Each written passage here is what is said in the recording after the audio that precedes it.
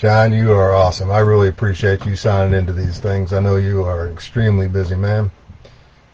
And I sure hope we get to link up next time I head out your way, which should be planning a trip out that way here in a few days, I hope.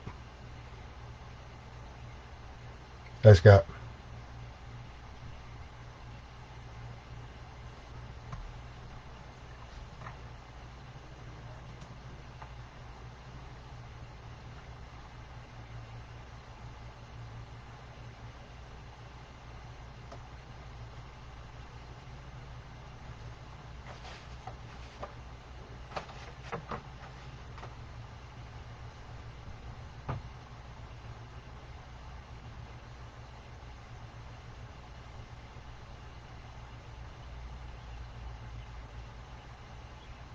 Hi, Danny.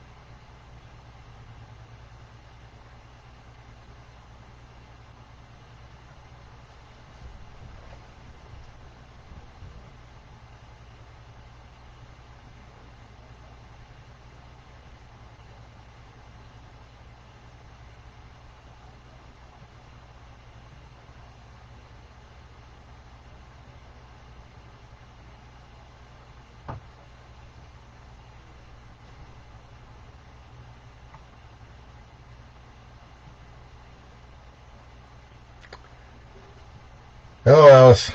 Thanks for signing in.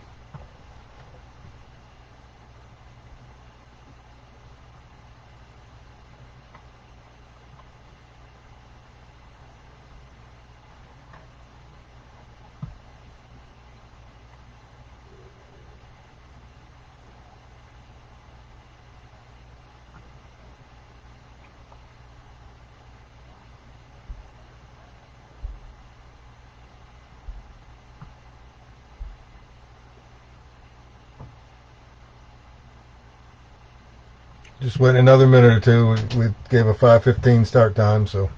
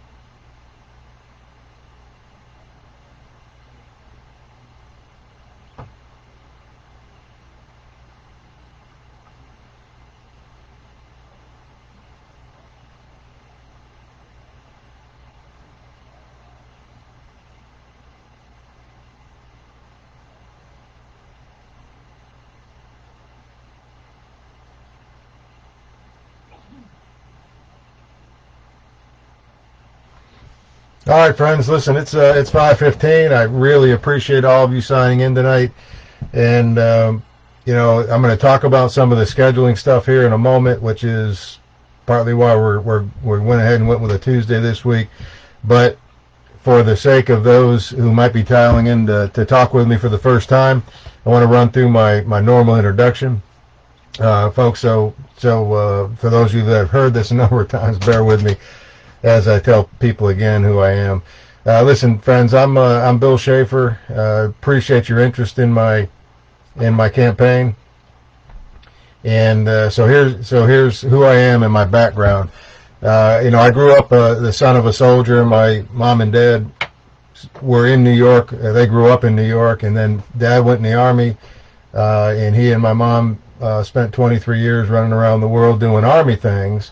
And raising a family of 5 children, all of which were born in a different state. And then I met my wife Robin in Maryland, where my father's last assignment was. And Robin and I have been married for 36 years, and we have 3 children, also born in 3 different states. None of them where my siblings were born. It's just the way an Army family is, and so we have a very spread out but a very close family, all of which are backing what I'm doing. And I joined the Army enlisted in the United States Army Reserves in about 1982 in the infantry. Was also a member of the Reserve Officers Training Corps. Got commissioned in 1984 and went on active duty. Spent 30 years on active duty as an infantry officer, retiring as a colonel, and that matters to the experience. I've said to many of you have heard me say that, you know, being a veteran doesn't give me a right to anything. It is my experience, and I hope you'll see that experience as something that you believe will represent you well in Washington, D.C., in the United States Congress. And so just going through the last bit of my career as a colonel, I worked in the Pentagon at very senior levels, providing briefings to all 4 of the vice chiefs for the services, the Army, Navy, Air Force, and Marines, on current year training issues, and that had budgetary implications. I commanded a training brigade down in El Paso, Texas. That had about 2,000 folks in the brigade, and we were responsible for training about 15,000 reservists and guardsmen who were on short final to deploy overseas. And then I moved to Iowa, and the Army brought me to Iowa, to the Rock Island Arsenal, excuse me, where I was an operations officer and then chief of staff for a 3-star general who had training responsibility for all of the continental United States reserve components. Retired in 2014 and was hired by the Army as a civilian and spent 5 years as a director of human resources. And so both experience there to show you what my background is and potentially your analysis of what my problem-solving skills would be, but also that's the why my wife and I are in Iowa. And we looked around, you know, where our family is, and we decided with the spread out family, and as much as we enjoyed Iowa and Iowans and the conservative nature of the state, that we would retire to Iowa. So that's the background, and I appreciate y'all listening to that. A quick follow-up from last week. 2 things that came up that I wanted to follow up on. Somebody mentioned Representative Massey and a particular bill relative to our current conditions with COVID and some of the things we've learned. And it didn't ring a bell with me right away, so I did some research, and I wanted to follow up on that. It's called the Prime Act, and the basic tenets of the Prime Act would make it easier for farmers to service directly to consumers locally and even interstate. So that certainly sounds like something that we ought to get behind. I've got some more reading to do on it, but it certainly falls in line with my push for conversations about federal level responsibilities versus state level responsibilities, as well as getting the government out of our way, out of our daily lives, and not putting so much burdensome regulation on our business owners, rather than, you know, how our federal government deals with international trade and international products coming into the country. Why do we make it so hard on local businesses to sell products to their friends and neighbors? And so we'll do some more reading on that, but I like it. I appreciate whoever it was that brought that up last week, giving me the opportunity to do some research and just make myself a little bit smarter. Another topic come up. A fellow asked me what do I mean, or what do I think conservatism is, and I didn't get a chance. Well, get some highs here. Hi, Lauren and Julie and David. Thank you, David, for being in. And I'll get to that. I'll get to that question. Hi, Mom. Mom's back. So I want to talk about conservatism because that's a fair question. You know, to throw it out there, and folks, don't always know what it might mean to you. So I think that it's important for you to understand that conservatism, for me, it has 2 meanings. And the one is me as an individual. I'm a conservative individual. That means I'm self-reliant, I'm fiscally responsible, I live by Christian values to the best that I can as a flawed human being. But then there is the conservative Republican that I've been talking about. And what's important about that is understanding just how deeply I believe in our Constitution. And the freedoms, our God-given freedoms, our natural rights that were articulated in our Declaration of Independence and codified in our Constitution as the law of the land. In addition, a strong belief in our federal republic, and that's where I think we have strayed. And David, I'm gonna get to your question based on that point right there in just a second.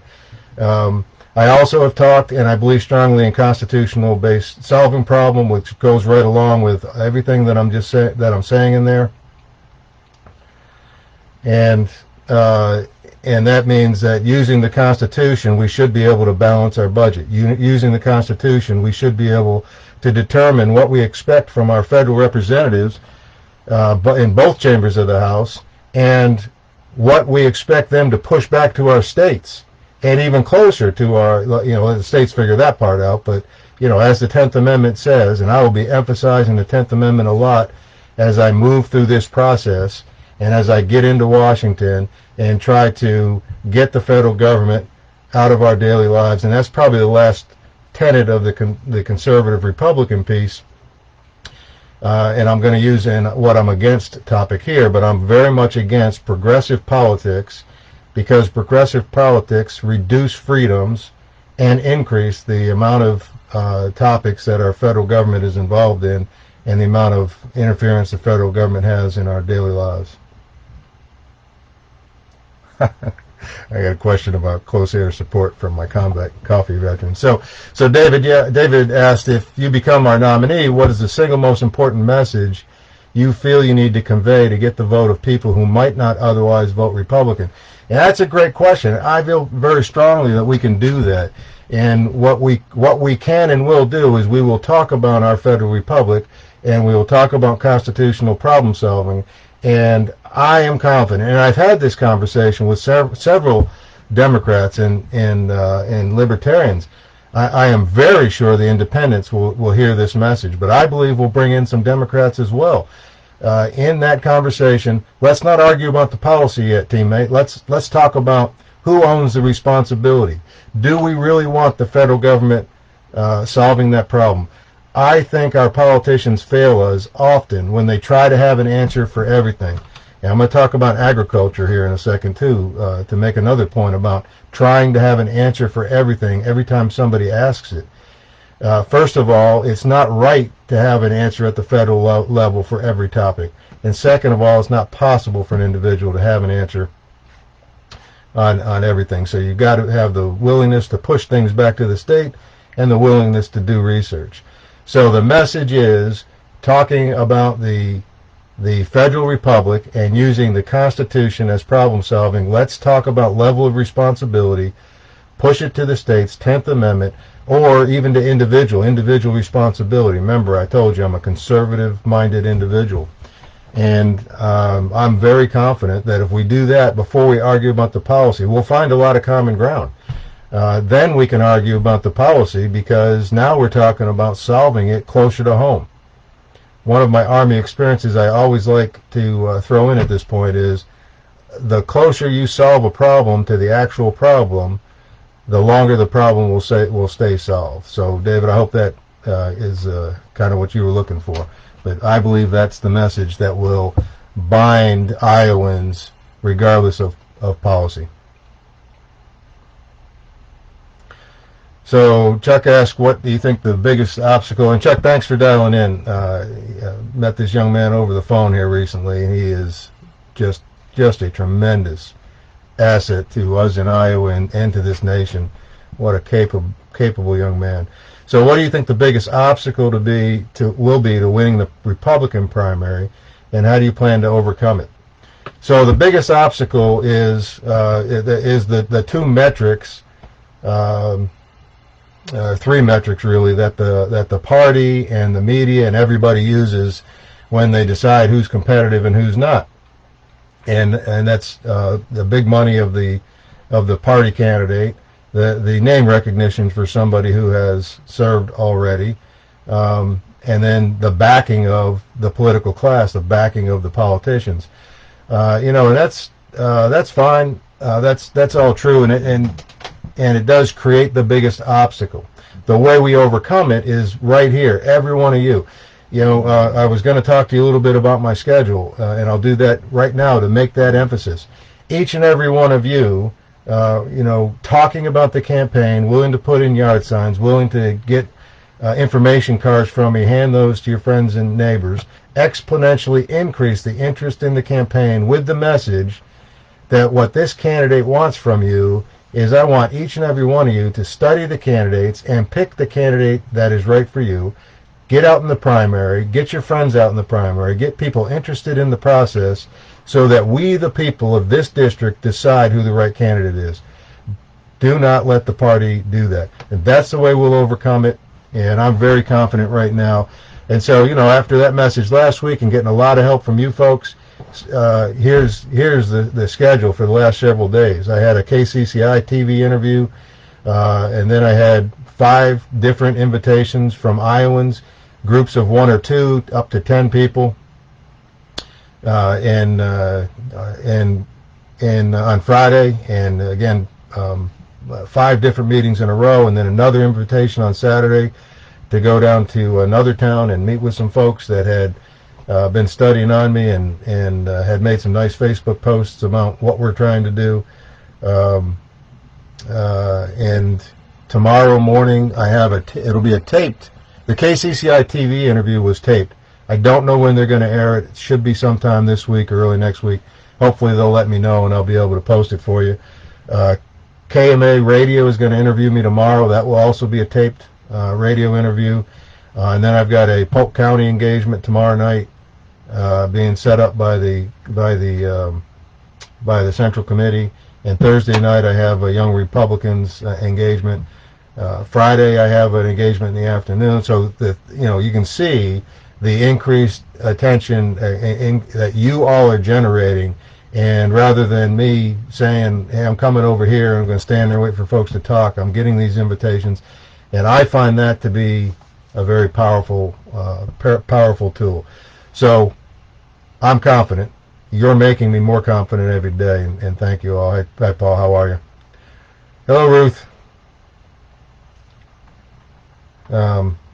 So we talked about. Oh, so another question came up via Facebook. Some fellow was pointing out that in general he was looking to support my candidacy, but he was concerned with my knowledge about agriculture. And that's a fair statement. Listen, I'm going to tell you again, I spent 32 years in the Army, in the infantry. That's what I know. I understand national security in detail. I understand strategic level thinking and problem solving in detail. I know I know a little bit about a lot of topics. Right now, I know a little bit about agriculture because I've had some meetings with some local farmers, 1 or 2 at a time or in a group. So I'm not going to tell you I know everything there is to know about agriculture or the layers of problems there are from farmer to the grocery store to your table. I have a understanding of economics. I certainly understand the impact of trade. I understand the impact of stimulus. I understand the impact of federal money propping up different businesses. But to understand the problem well enough to weigh in on your behalf at the federal level, I've got studying to do. What I ask you to do is look at my experiences, look at the things that I've done, and I believe you'll conclude that I have the capacity to absorb the information, get the information from the right people, and then deliver on your behalf.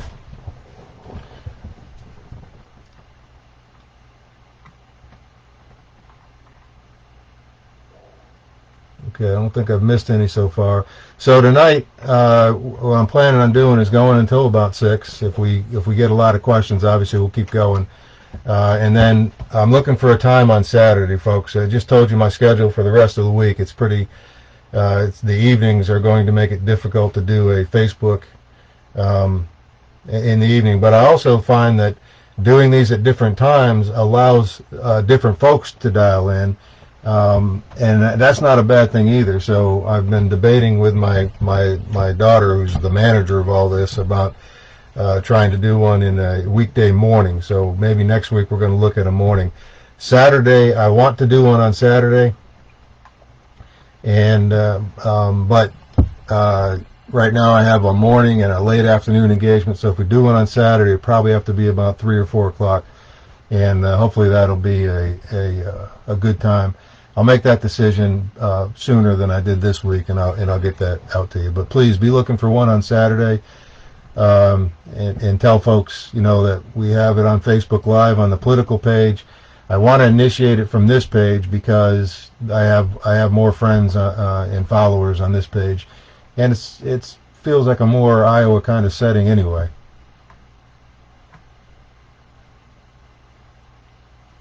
Okay, what are your thoughts on how COVID-19 is imposed on the rights of the individual? Well, listen, I feel very strongly that we have made some mistakes here as Americans. It's bad enough that our government elected officials and folks, they're not leaders. Some of them show leadership skills, but these are not leadership positions. These are servant positions, and I think that's lost on them.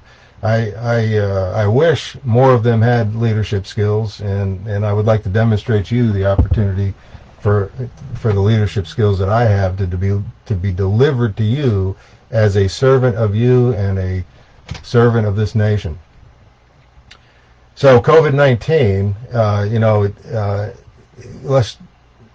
it depends on which state you're looking at, but within our own state, we started off with some good guidance on the constraints and the concerns about COVID-19, and then that advanced itself to directives. And while we didn't shut the state down, we put serious constraints on businesses. So, now as an individual, you're challenged when you go out, either by a group of folks who think you should have the mask on and a group of folks who think you shouldn't have the mask on, and we're challenging each other instead of challenging the right of the government to impose those things on us.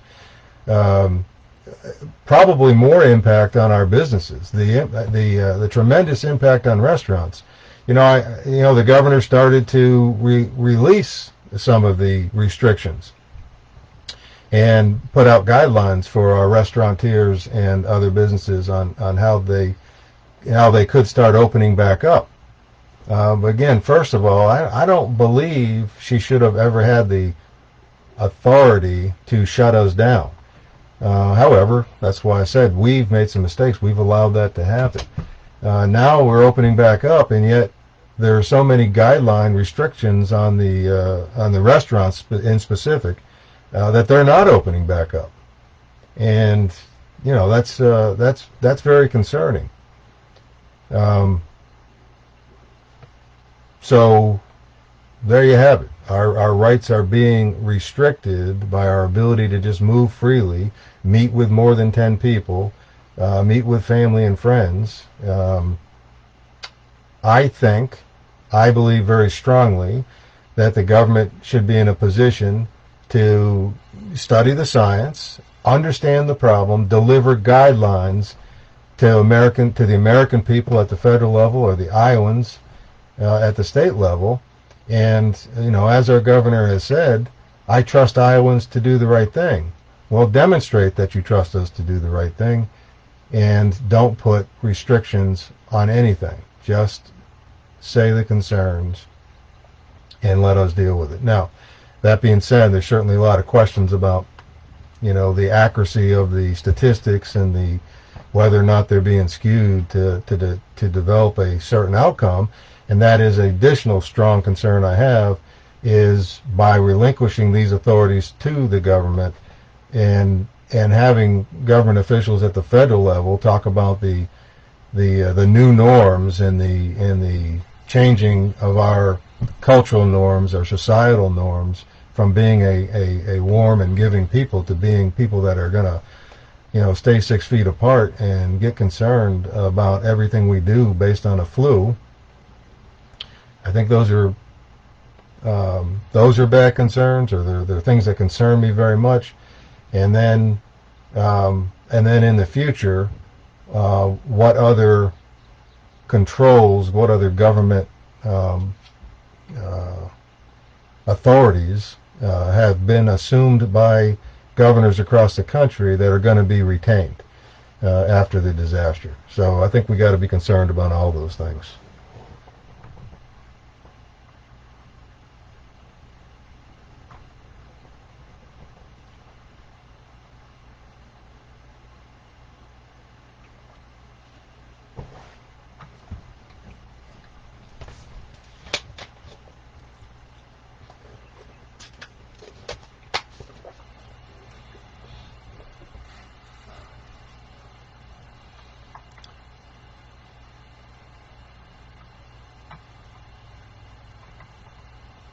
Run back up and see if I missed any.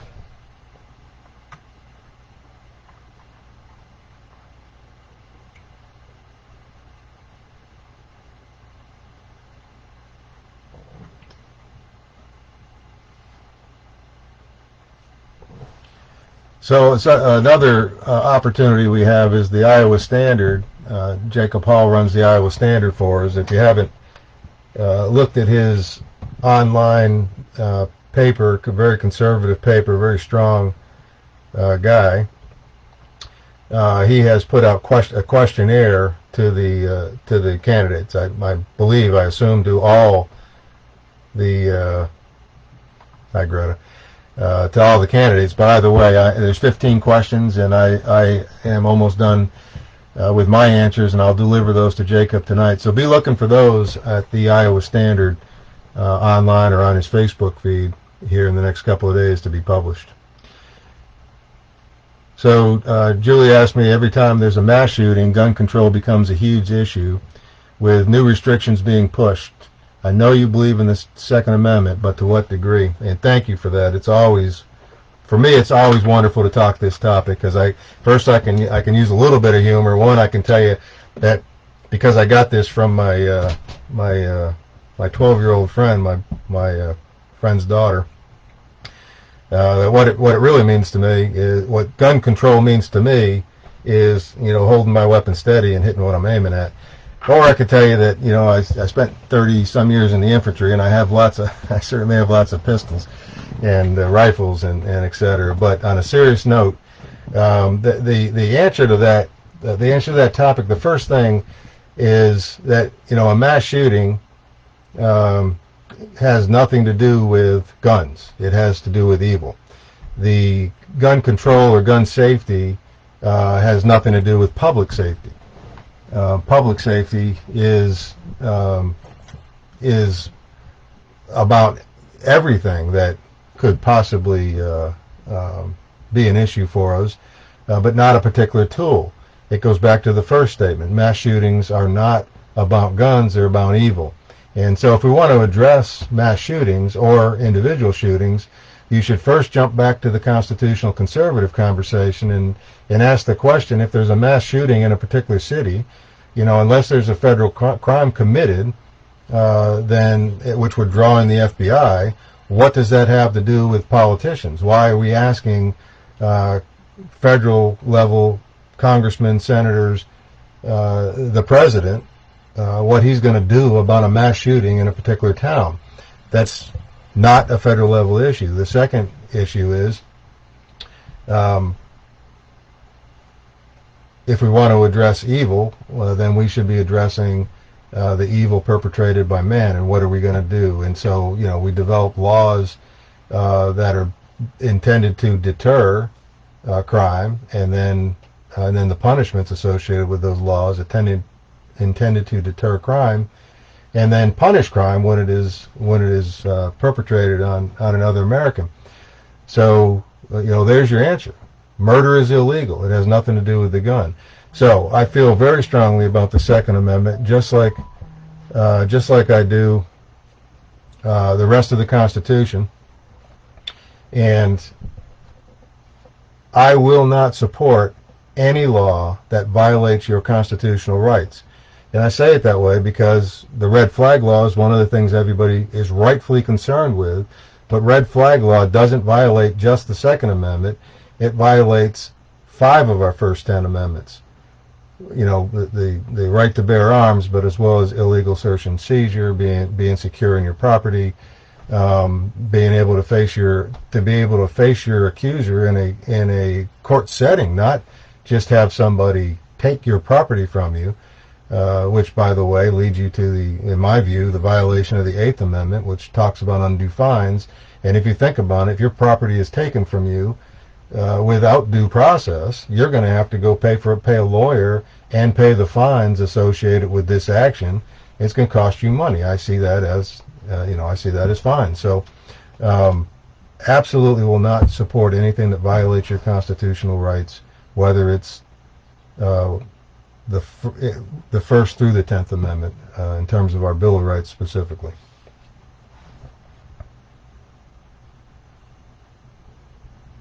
Thank you, Laura.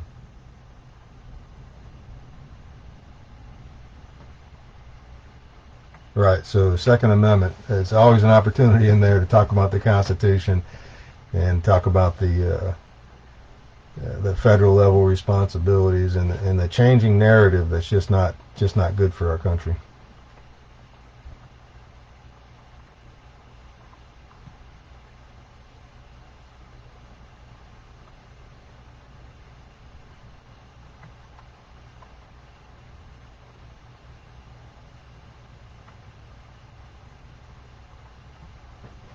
Okay.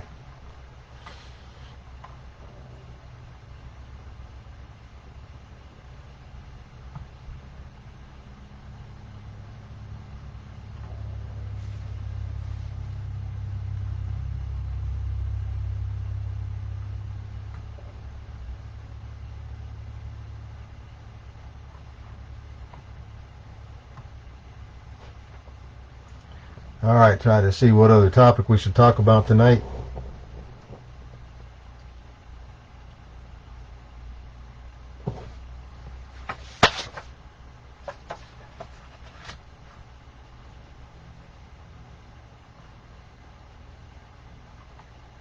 What are your thoughts on the direction towards socialism the country seems to be taking?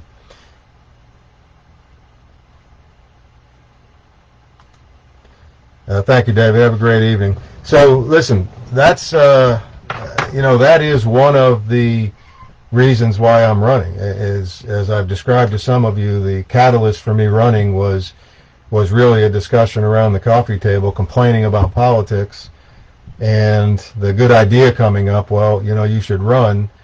And so I thought through that, I prayed on it, and I said, yep, I think that's what I am supposed to do right now. I'm a problem solver. I need to do something about it. And so I decided to make this run. Well, one of the reasons for that was losing Republican seats in my chosen state to retire to that I thought was conservative, and wanting to correct that for our state and for our district. But another reason was the federal level shift towards socialism. And if you've heard me talk, you've heard me talk many times about the cultural shift. It's not just Democrats. It's not just those Democrat nominees that drive us all batty on a daily basis. I'm sorry, the Democrat candidates as they fought their way through determining who their nominee is going to be. And all the socialist ideas that they had, all those ideas started 100 years ago, and we've been, with progressive politics, we've been moving the country, we've been moving the political landscape to the left forever. So, yes, that's one of the reasons I want to run. I want to be one of the people that helps stop that shift to the left, stops the reach across the aisle talk, which is fine. I mean, we got to cooperate, but when reach across the aisle always means and a compromise to the left, that's bad for our country. When reach across the aisle and compromise always means a federal level solution, that's bad for our federal republic. When reach across the aisle always results in a new program that gets funded, even though there's no funds, that's bad for our country. So we've got to fix that, and that's why. That's one of the reasons why I'm running. So thanks for that question.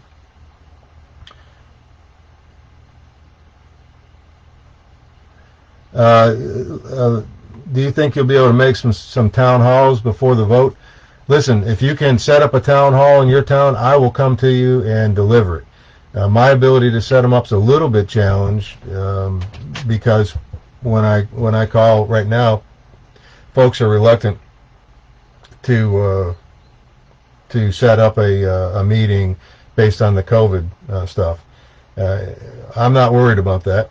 I respect everybody's rights to react to either the governmental guidance or their analysis of the threat of COVID. But listen, if you can set one up in your town, I encourage each and every one of you to take me up on this. As long as I can arrange the geography of getting from one place to another, I've got plenty of energy to do multiple town halls in a day, and would love to come to your town. So please stay in contact with me via private message or text. 515-850-8100 is my phone number. I'll try to remember to put that out again right at the end. 515-850-8100. And I'll probably pass you off to my wonderful wife, Robin, at some point, because she's trying to manage the calendar for me and help me make sure I don't schedule two things that I can't get to just by sheer time and geography. But thanks for that question, and I sure hope to come to your town as soon as possible. How about pro-life? Listen, the pro-life is absolutely a distinction between me and either the primary, as is the Second Amendment and the entire constitutional discussion between me and my primary opponent, but also the general opponent. I am absolutely 100% unequivocally pro-life. I have a deep concern for both the health, the mental and physical health of the mother and the child, and therefore I believe that we have to have a path of care for the child upon birth if the mother is unable, or in some cases unwilling, to care for the child, regardless of how the child was conceived. The creation of a human life is God's gift, and the elimination of that life for convenience is evil. So we need as pro-life folks, we need to demonstrate to the women in our lives and the women around the culture that we are concerned about them. We are concerned, especially those that have been traumatized, their mental and physical health, with equal concern for the life of that baby. So at the federal level, from conception to heartbeat is where the negotiation room is to try to get a federal level piece of legislation done, separate and distinct from a piece of legislation that talks about path of care for life of the preborn child upon birth. So hopefully that is in there. Should abortion money go towards adoptions? Well, money doesn't quite work that way in terms of how it's appropriated and what it can be used for. But I absolutely do not believe that we should be funding abortions, frankly, at the federal or the state level. But I'm asking to be your federal representative, so I will fight against funding abortions at the federal level. And if we can reappropriate money to go to adoptions, yes, that's what I'm talking about when I talk about separate legislation, specifically for victims of trauma. And as we care for that person, whether they're very young, abused in the inside of the family, or whether it's somebody they don't know, if we expect that person to carry the preborn child to term, then we the people, we need to accept a responsibility for a path, whether it's an adoption path or a fostering path. But there has to be programs that support that decision and support the position that that particular mother is in.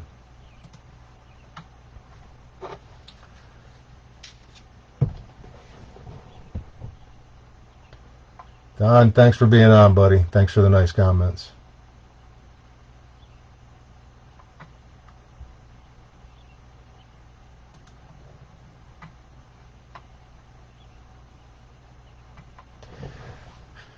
Okay, thoughts on deportation of illegal immigrants.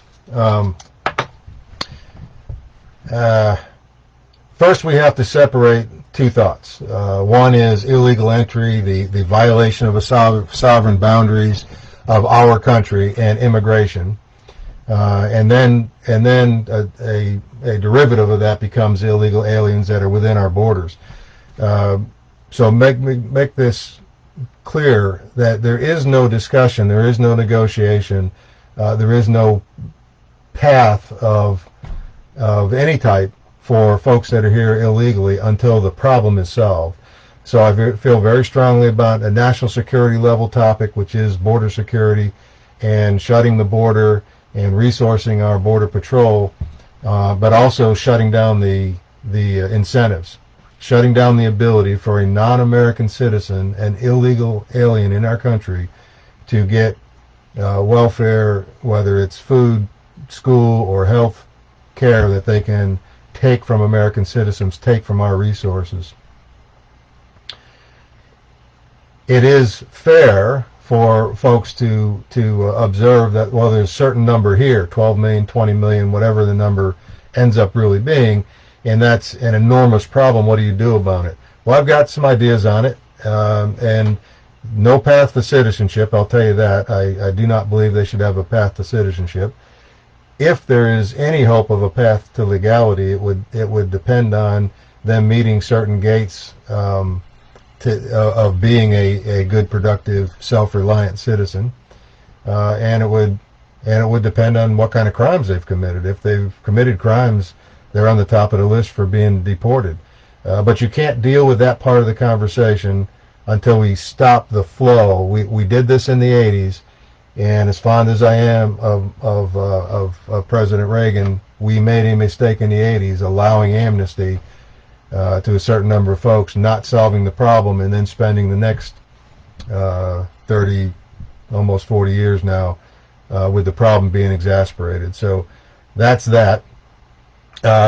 Immigration, legal immigration, is an important part of our country, and I'm fully in support of legal immigration, guided by federal policy that forecasts the number of folks that we need and forecasts the type of folks that we need, and has a merit-based system with those two pieces in mind, but in addition, making sure those individuals have a self-sustaining means of support when they get here and don't immediately go into the welfare rolls, meet the gates of become a citizen, and then those immigrants become American citizens. You know, one of the key things that should stand out to everybody is the problem on the border. The problem with these illegal folks is many of them don't want to be American citizens, and that's fine. Why are they here? So we need to fix that, but that's where we are on deportation of illegal immigrants. Do you support a balanced budget amendment to the Constitution? Yes, I absolutely support a balanced budget. I think it's doable. I've written on it a couple of times, in trying to summarize it in a short piece. I've been told it's too hard. I've been told you can't do national defense. Those are just not true things. We have got to have the ability in such a great and powerful country with such intelligent folks running around to be able to solve a budgeting problem. It takes discipline. What it takes is not allowing programs to be developed and agreed on without prioritization and cuts. So to balance the budget, first we need to prioritize the federal responsibilities in accordance with the Constitution. Then we need to fully fund the primary responsibilities of the federal government, national security, diplomacy, economics. These things all fall into national security and foreign policy. So we fund those pieces, and then we push back to the states programs that shouldn't be at the federal level at all. Some programs may not get fully funded, and that's when they have to learn to live on a budget within those agencies. But it's a very doable problem. in the funding of the budget, you also fund disaster. You put some disaster relief, contingency money, if you will, for wars, but it's all the same. It's emergency type funding, so you have an emergency type pot. And then, if a major conflict broke out, we would have to go into contingency funding for that, but we shouldn't be doing it on an annual basis. And so if you put those things in priority according to the Constitution and determine how much they're gonna cost based on their own analysis, then you forecast the revenues, which is also a very doable economic tool to look at all the revenue streams coming into the federal government. They're all taxes, but they come in different forms, from licensings to tax on our fuel and all these things. But there's a revenue stream coming in, and you place that budget against the priorities. And I think we should stop having the federal government fund things that don't belong funded at the federal level. But then also, even things that we might want at the federal level can't get fully funded, or maybe can't get funded at all. That's the way you balance the budget. And so to get there with an amendment, I'm fine with an amendment or any other tool that we can develop and convince folks to jump on board that conversation. Because that has to happen in order for us to get at the deficit. Oh, by the way, part of that balanced budget, part of that expenditures, the required expenditures, right below defense, is going to be paying down the deficit. Paying down the debt.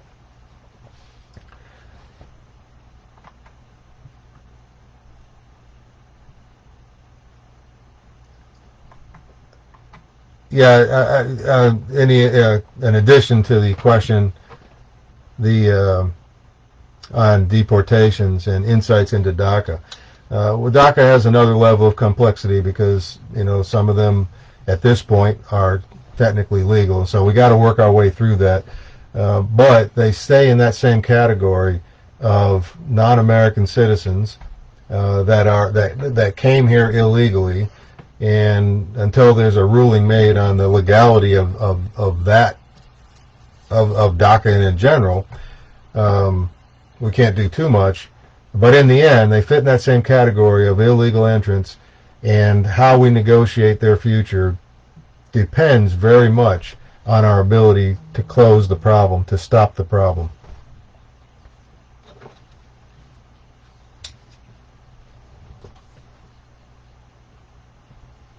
Sorry, I'm going to check to see if this is a question, because I was told I might get some here.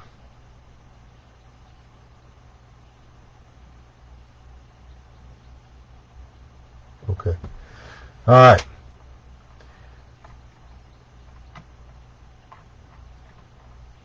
Well,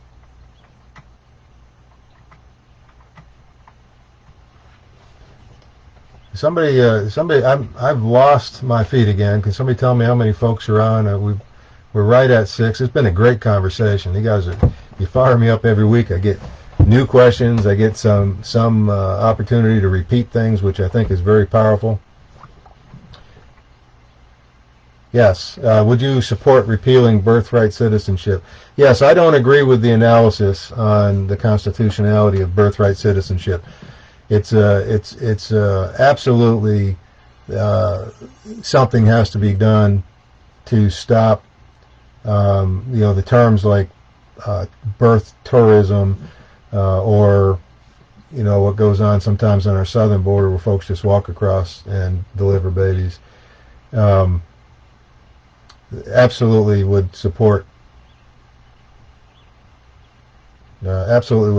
repealing birthright, or at least arguing and debating on the constitutional legitimacy of that particular viewpoint.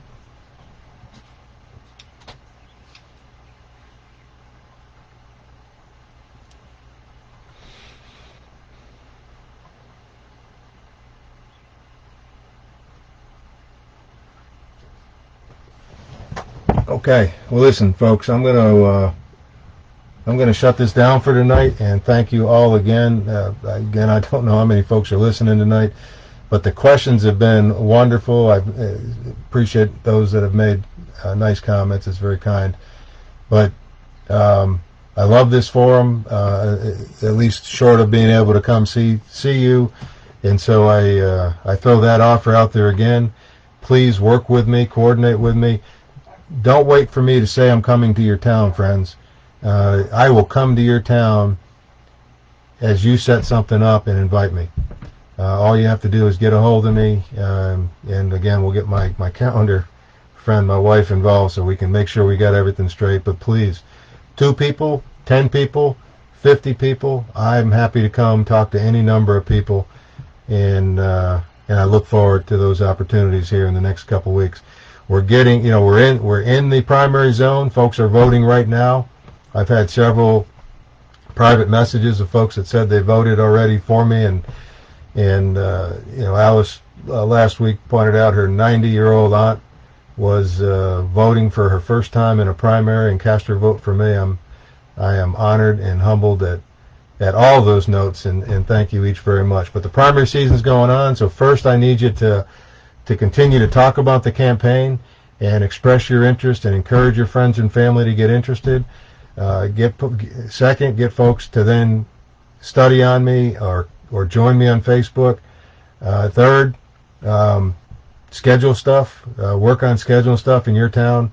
I would love to come to at least one town in every county in the next 16 days, and maybe a couple of events in Polk if we can get somebody working on some events up there. But I will absolutely relish that opportunity. So I will close with my thank you, Mom. I'll close with my phone number, 515-850-8100, and a heartfelt thank you to each and every one of you. This has been an incredible journey, and it continues to be an incredible journey because of Iowans like you interested in talking to me and giving me an opportunity to share my thoughts and earn your support. So thank you very much. God bless each and every one of you. I look forward to meeting all of you at any opportunity. Thank you and good night.